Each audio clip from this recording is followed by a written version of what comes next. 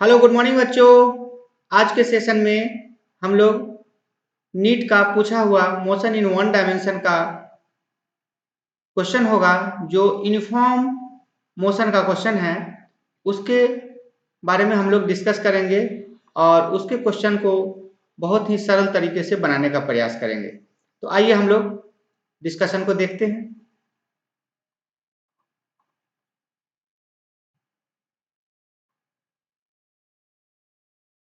देखिए question number first है जिसमें कि कहता है कि Preeti reach the metro station. Preeti metro station पे पहुंचती है एंड फाउंड दैट, पाती है कि escalator was not working. Escalator जो है यहाँ पे इस तरीके का आप देखेंगे, अगर किसी भी स्टेशन पे जाएंगे तो ये जो यहाँ पे इस तरह का सीढ़ियाँ लगा हुआ रहता है और सीढ़ी जो है वो चलती दिखाई पड़ती है ना। तो यहाँ पर क्या है कि इसी को हम लोग एक्सेलरेटर बोलते हैं और यहाँ पे एक्सेलरेट करने पर ये मूव करता है, लेकिन ये एक्सेलरेटर वर्क नहीं कर रहा है। तो प्रीति यहाँ से क्या करती है, चल के ऊपर जाती है। ठीक है, चल के ऊपर जाती है जिसमें टाइम t1 लगता है। मान लीजिए कि इसका डिस्टेंस जो है वो क्या है, h डिस्टेंस है। ठीक है, दूसरा केस है कि she walked stationary escalator in time t1। Time t1 लग गया। अब कहता है ऑन द अदर, अच्छा यहाँ पर अदर डेज होगा, if she remains stationary on moving escalator. अगले दिन जब वह आती है तो देखती है कि ये एक्सेलेटर जो है क्या होता है, मूव कर रहा होता है।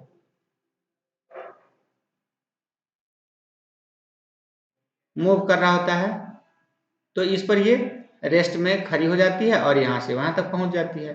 तो इसमें भी डिस्टेंस आपका h हो जाएगा और इसमें टाइम t2 लग रहा है। अब कह रहा है देखिए escalator, then the escalator takes her up in time t2। ठीक है, अब कहता है कि the time taken by her to walk up on the moving escalator. अब यहाँ पर पूछ रहा है कि अब देखिए तीसरा एक ऐसा सिचुएशन है जिसमें कि ये जो एलिवेटर है ना,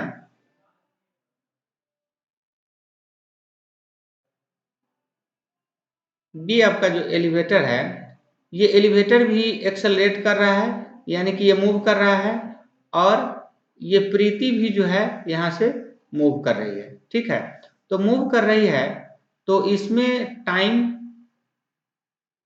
कितना लगेगा ये पूछ रहा है। ठीक है, तो इसमें आपको इस केस में t1 था, इस केस में t2 था और इसमें कितना टाइम लगेगा ये पूछा जा रहा है। तो यहाँ पर h1 डिस्टेंस है। ठीक है, अब देखिए यहां से क्या हो रहा है कि जब हम लोग, एक मिनट थोड़ा सा हम लोग आगे बढ़ जाएं। 2017 में ये नीट में पूछा हुआ है, बहुत ही अच्छा क्वेश्चन है। अब देखिए यहाँ से क्या हो रहा है कि हम लोग क्या करेंगे कि फर्स्ट केस जो है जिसमें कि t1 टाइम लग रहा है और h डिस्टेंस है, तो हम लोग इससे वेलोसिटी निकाल सकते हैं। तो वेलोसिटी निकालिएगा तो वेलोसिटी एट v1 कर दीजिए। ठीक है, तो v1 इज इक्वल टू क्या हो जाएगा, h बाई t1। ठीक है, और दूसरा केस है जिसमें कि t2 टाइम लग रहा है, h डिस्टेंस सेम है, तो यहां से हमारा v2 इज इक्वल टू क्या हो जाएगा, h बाई t2। अब देखिए ये जो हमारा कंबाइन है ना, तो इसमें हम लोग जानते हैं कि वेलोसिटी, वेलोसिटी बराबर क्या होता है, डिस्टेंस बाई टाइम होता है। अगर टोटल टाइम की बात करें तो यहां पर कितना हो जाएगा, टोटल टाइम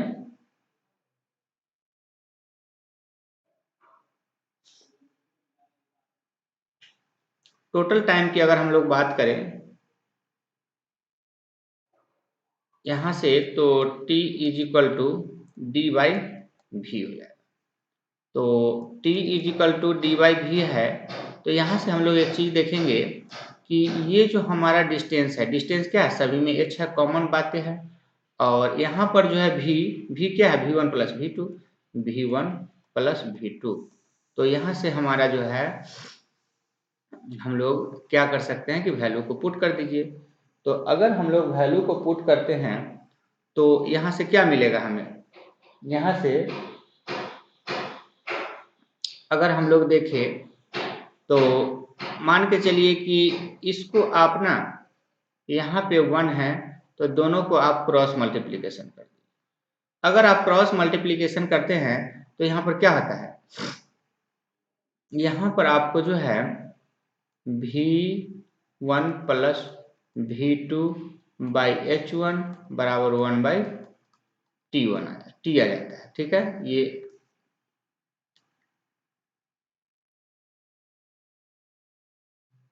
चलिए छोड़िए, 1 बाई T है। अब यहाँ से देखेंगे कि जैसे ही ये हमारा आ गया, अब जो है सो वैल्यू को आप क्या करेंगे, सेपरेट कर दीजिए। तो सेपरेट यहाँ से करेंगे तो क्या मिलेगा मुझे, V1 by H plus V2 by H बराबर 1 बाई T, 1 बाई T है।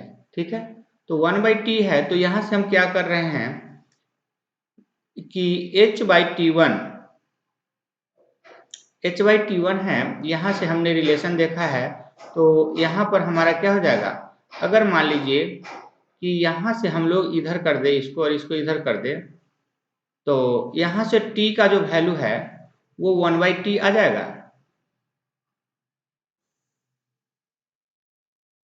यानी V बाई, अब देखिए यहाँ से V by H is equal to 1 by T हो जाएगा। तो यहाँ से आप वैल्यू जो है हम लोग निकाल करके रख सकते हैं, और यहाँ पर हो जाएगा 1 बाई T1 प्लस यहाँ पर हो जाएगा 1 बाई T2 बराबर 1 बाई T। तो इस तरीके से यहाँ पर जो है T1 T2, तो T का जो हमारा रिजल्टेंट वैल्यू होगा वो T1 T2 by T1 plus T2 हो जाएगा। ठीक है, तो इस तरीके से हम लोग यहाँ पर देखेंगे कि हमारा रिजल्टेंट वैल्यू निकल करके सामने आएगा, और ये हमारा जो है ये माइनस है, ये भी नहीं होगा, ये भी नहीं होगा, ये भी नहीं होगा, हमारा सी आंसर हो जाएगा। तो नीट का बहुत ही ये जो है आपको अच्छा क्वेश्चन है, इस पर बिल्कुल जो है आपको फोकस करना चाहिए और इस तरह के क्वेश्चन पर अटेम्प्ट लेना चाहिए। तो इसके लिए आप लोग बहुत अच्छे से समझिए। अगला क्वेश्चन है जिसमें यहाँ पर कहता है कि a cat moves from x to y, मतलब ये पॉइंट x है और ये पॉइंट y है, और यहाँ से यहाँ तक जो है कैट मूव किया। ठीक है, कैट जो है मूव किया यूनिफॉर्म स्पीड से, जिसका स्पीड vu है, और रिटर्न हो रहा है, ये आपको यहाँ से यहाँ तक मूव किया था, फिर रिटर्न किया है, तो return with uniform speed vd से। ठीक है, अब कह रहा है कि the average speed of this round trip, तो इसका एवरेज स्पीड क्या होगा। तो सबसे पहले मुझे एवरेज स्पीड निकालना है, तो v average is equal to, यहाँ से हम लोग जानते हैं कि डिस्टेंस बाई टाइम होता है, और मान लीजिए कि जब वेलोसिटी यहाँ अलग है तो इसका t1 टाइम मान लीजिए और इसमें जो है t2 टाइम मान लीजिए, जब वेलोसिटी डिफरेंट है तो, लेकिन डिस्टेंस हमारा सेम है, तो डिस्टेंस सेम है तो यहाँ से t1 प्लस t2 कर दीजिए। अब यहाँ से डिस्टेंस बाई, यहाँ पर t1 का वैल्यू जो है डिस्टेंस बाई टाइम हो जाएगा, टोटल डिस्टेंस हमारा कितना हो जाएगा d प्लस डी बराबर 2d, तो यहाँ पर 2d हो जाएगा। ठीक है, 2d टाइम हो जाएगा डिस्टेंस, तब टाइम जो है यहाँ पर क्या होगा d by v u plus d by क्या हो जाएगा वी डी, और इस तरीके से डी डी कैंसिल आउट, और यहाँ से मुझे एवरेज वेलोसिटी के रूप में आपको v u v d by यहाँ से हो जाएगा v u plus v d. ठीक है, तो ये हमारा एवरेज वेलोसिटी निकल करके आ गया, वी एवरेज बराबर v u v d by v u plus v d. ठीक है, तो इस तरीके का ये जो है हमारा ऑप्शन जो है एवरेज वेलोसिटी का निकल करके वी डी वी यू, और इसमें जो है 2 नहीं है, देखिए यहाँ पर 2 है, 2 यहाँ छूट रहा है, यहाँ पर आपका 2 है, तो इस तरीके से ये ऑप्शन नहीं होगा, ये भी नहीं होगा, ये भी नहीं होगा, और ये हमारा ए ऑप्शन हो जाएगा। ये आपको देखिए कि सीबीएसई पीएमटी 2007 में पूछा हुआ है, और सीबीएसई पीएमटी मेंस 2011 में भी पूछा है। तो इस तरह के जो क्वेश्चन होते हैं आपको पॉपुलर क्वेश्चन है, तो इस तरह क्वेश्चन को यदि आप देखेंगे आपका स्किल अच्छा बनेगा। ठीक है, अगले क्वेश्चन पे चलने से पहले हम लोग बात करें कि हमारा जो चैनल है क्रिएटर फिजिक्स,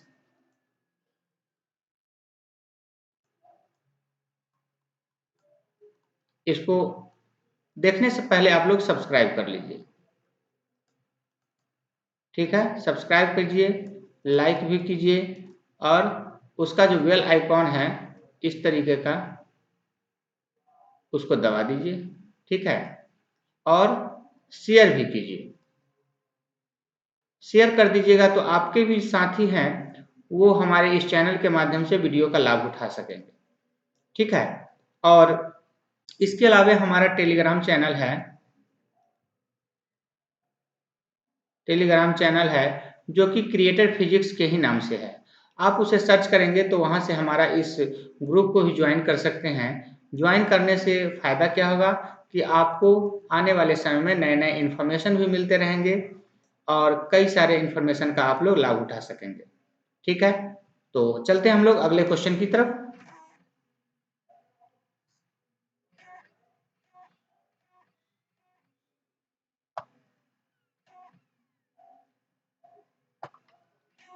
अब देखिए यहां से कहता है कि अ पार्टिकल, थर्ड क्वेश्चन है, क्वेश्चन में कहता है कि a particle for 20 second with velocity 3 metre per second, यानी एक भी ए पार्टिकल है, एक पार्टिकल है ए जो कि 3 मीटर पर सेकेंड से 20 सेकेंड के लिए चलता है। ठीक है, दूसरा पार्टिकल भी है जो कि देन 4 मीटर पर सेकेंड से 20 सेकेंड के लिए चलता है। और तीसरा फाइनली है जो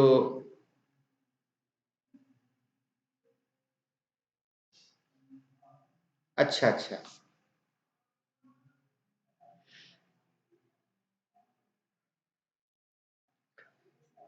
अरे यार, देखिए यहाँ पे ऐसा है कि ये इसको 3 भाग में अलग अलग कर दीजिए।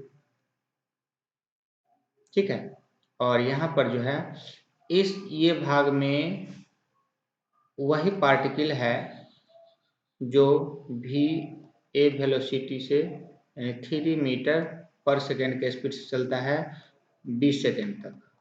ठीक है, और यही जो है भी इसको मान लीजिए भी वेलोसिटी से यही पार्टिकल जो है यानी कि 4 मीटर पर सेकेंड के स्पीड से 20 सेकेंड के लिए चलता है।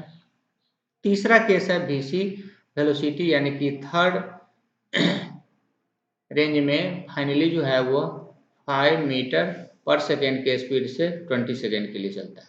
ठीक है, 20 सेकेंड के लिए चलता है। अब कहता है कि जब कि what is the average velocity of the particle, तो पार्टिकल का एवरेज वेलोसिटी बताइए। तो यहाँ से हम लोग भी एवरेज निकालने के लिए फिर हम लोग वही कंसेप्ट पे आए, कोई नया कंसेप्ट नहीं, एक ही कंसेप्ट पे सारे क्वेश्चन को हम लोग डील करेंगे। तो मान लीजिए कि इसका डिस्टेंस d है, इसका d, तो टोटल डिस्टेंस आपको 3d, और यहाँ से हो जाएगा आपको कितना, टोटल डिस्टेंस हो गया और यहाँ पर टोटल टाइम हो गया। तो यहाँ से हम लोग टोटल टाइम निकाल रहे हैं, तो यहाँ से क्या मिलेगा मुझे,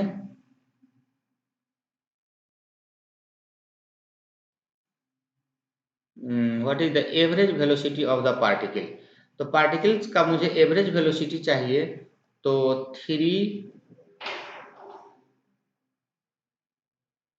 बाई यहाँ से कितना हो जाएगा T1 plus T1 plus T1, तो यहाँ से कितना हो जाएगा 3D, और D के जगह पर यहाँ पर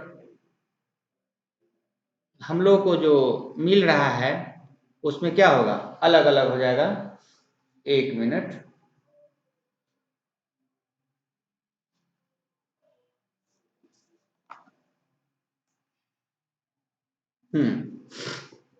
देखिए बहुत अच्छी बात है।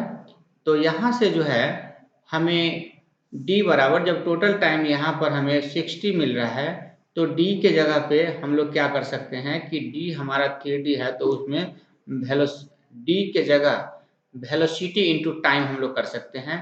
तो अगर मान लीजिए इसको आप अलग कर देते हैं, 1 मिनट, यहाँ पर हमें थोड़ा सा अलग करना होगा। दोनों प्रोसेस से हम लोग देख लेते हैं। एक आप सिंपल जो है आप V1 plus V2 plus V3 ये करके आप निकल सकते हैं। दूसरा ये है कि यहाँ पर आपको D में आपको V इंटू टी प्लस यहाँ V1 है, यहाँ प्लस V2 है, V2 1 minute V2 into T plus V3 into T by यहाँ टाइम हो जाएगा। अब टाइम निकल कर क्या हो गया, यहाँ से टोटल टाइम हो जाएगा 60। तो टाइम निकल करके बाहर हो गया, तो V1 plus V2 V1 plus V2 plus V3 by क्या हो जाएगा 3। तो यहाँ से फाइनली हमारा जो है 3 प्लस 4 प्लस 5/3 यानी कितना हो जाएगा 4 3 7 5 12 12/3 यानी कि 4 मीटर पर सेकेंड के स्पीड से हमारा जो है ये एवरेज वेलोसिटी से पार्टिकल चलेगा। ठीक है, तो इसमें ऑप्शन नहीं लिखा हुआ है, इसका ऑप्शन मिसिंग हो गया है। तो इसका ऑप्शन जो है आपको ये आप देखिए कि MSTCT 2004 में पूछा हुआ क्वेश्चन है, और इसका जो आंसर हो जाएगा वो आपको 4 मीटर पर सेकेंड हो जाएगा। ठीक है, तो ऑप्शन में आप इसे जो है 4 मीटर पर सेकेंड मारेंगे। ठीक है, टिक आउट करेंगे। अब हम लोग अगले क्वेश्चन की तरफ देखते हैं। ये अगला क्वेश्चन है जो कि आपको PMT 2005 में पूछा है और 2010 में भी पूछा है। देखिए ये जो PMT कह रहा है, इससे पहले जो हमारा नीट, अभी जो फिलहाल हमारा नीट का एग्जाम हो रहा है, उससे पहले हमारा जो है नीट इस एग्जाम को कंडक्ट करती थी। ठीक है, जो 2005 और 2010 में पूछा है। ठीक, अब यहाँ पर इस क्वेश्चन में कहता है कि a car travel half the distance with constant velocity. A car travel half the distance with constant velocity 40 kilometre per our.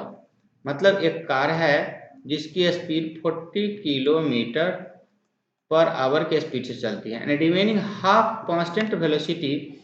अच्छा, और आधा टाइम जो है कितना वेलोसिटी से 60 किलोमीटर पर आवर चलती है। तो देखिए यहाँ पर दो बातें हैं, आपको ये डिस्टेंस तय करना है, जिसमें कि आधा डिस्टेंस जो है यानी कि D/2 और यहाँ पर D/2 में अलग अलग कर दीजिए।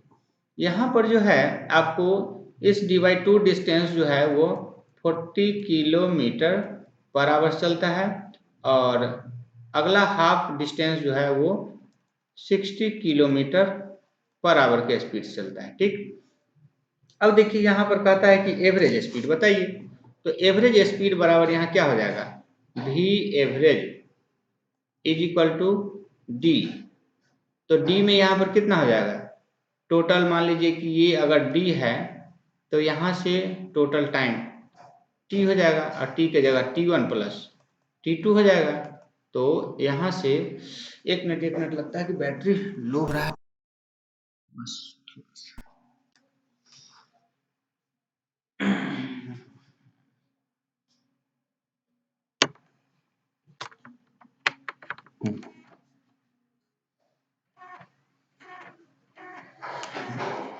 बैटरी लग चुका है।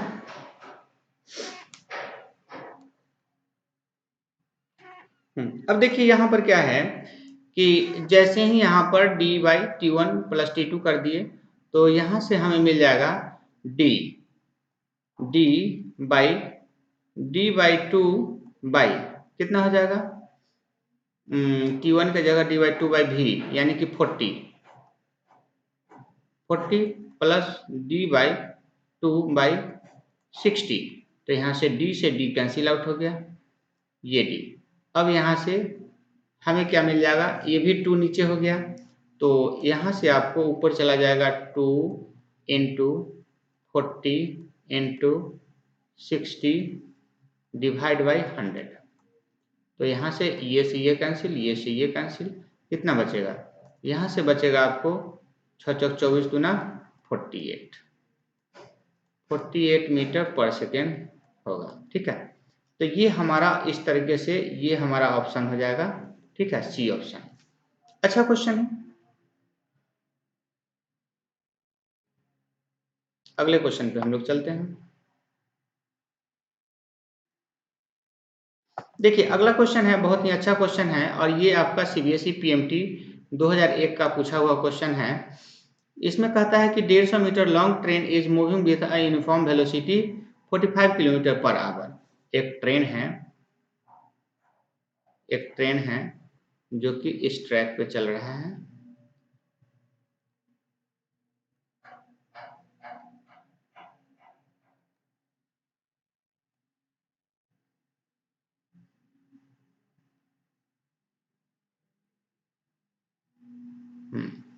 देखिए ये ट्रेन है और ये ट्रेन जो है 45 किलोमीटर पर आवर के स्पीड से चल रहा है।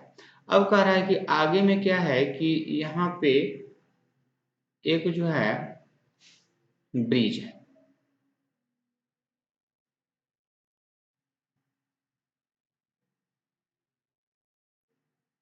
ये ब्रिज है और इसी ब्रिज पर जो है ये क्या चल रहा है,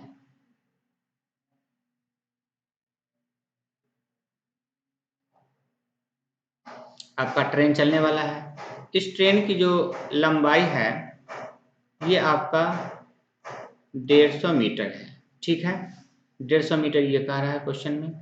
अब कह रहा है कि ये जो है 45 किलोमीटर पर आवर के स्पीड से चल रहा है। अब कह रहा है कि the time taken by the train to cross a bridge of 850 यानी 850 मीटर के ब्रिज को पार करने में कितना समय लगेगा। तो ये जो ब्रिज है इसका डिस्टेंस क्या है, 850 मीटर। हम्म,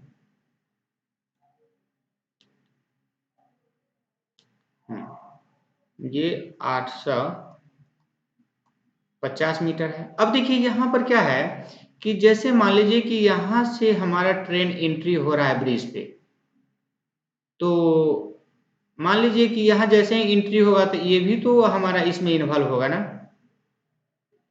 या मान लीजिए कि यहाँ पर हमारा जो है ये इंजन पहुंच गया। ठीक है, तो इंजन पहुंच जाने से इंजन जैसे ही बाहर निकला तो क्या हम उसको क्रॉस कर लेंगे? नहीं, क्योंकि ट्रेन का पिछला डब्बा भी हमारा पार होना चाहिए। तो पिछला डब्बा जैसे ही पार होगा तब तक हमारा जो है 150 मीटर का और डिस्टेंस इसमें इंक्लूड हो जाएगा। तो इस तरीके से हमारा जो टोटल डिस्टेंस हो जाएगा वो टोटल डिस्टेंस आपको 1000 किलोमीटर हो जाएगा, 1000 मीटर हो जाएगा सॉरी। ठीक है, अब देखिए यहाँ पर कहता है कि ये जो यूनिफॉर्म वेलोसिटी है वो 45 किलोमीटर से चल रहा है।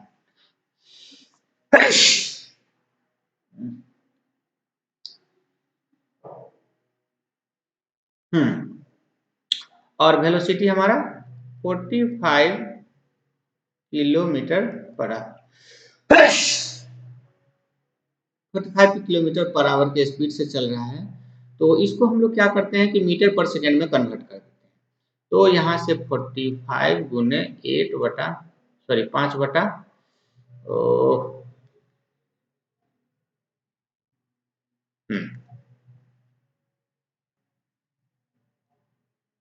5/18 से हम लोग मल्टीप्लाई करते हैं। तो देखिए यहाँ से ये 3 से और यहाँ पे 6 टाइम में कटेगा।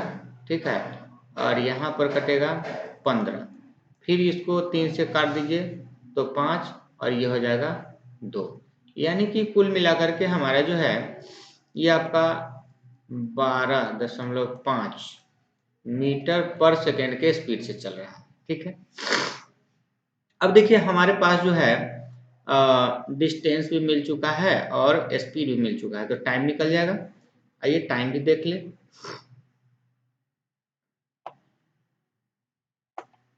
तो हम लोग टाइम की बात करें तो यहाँ पर टाइम बराबर डिस्टेंस बाई भी स्पीड हो गया। डिस्टेंस हमारा 1000 मीटर हो गया और यहाँ से 12.5 मीटर पर सेकेंड स्पीड हो गया। अब यहाँ से मीटर पहले कैंसिल आउट कर दीजिए और यहाँ पर 1000 गुने 10/125 कर दीजिए, यानी दशमलव को हटा के और यहाँ से हम 10 ऊपर कर दिए। ठीक है, और यहाँ पर सेकेंड आ गया। अब देखिए यहाँ से जो है ये 8 टाइम्स ये कट जाएगा, तो यहाँ से 80 मिल जाएगा, यानी 80 सेकेंड में ये जो है ट्रेन आपको कंप्लीटली इस ब्रिज को पार कर जाएगा। ठीक है, तो इस तरीके से यहाँ पर जो हम लोग देख रहे हैं कि हमारा जो ऑप्शन हो जाएगा वो सी ऑप्शन हो जाएगा। तो इस तरीके से आज का लेक्चर हम लोग यहीं पे समाप्त करते हैं और हम लोग नेक्स्ट लेक्चर में मिलते हैं नए कंटेंट, नए डेटा और नए कंसेप्ट के साथ। तो आज के लिए इतना ही। Thank you.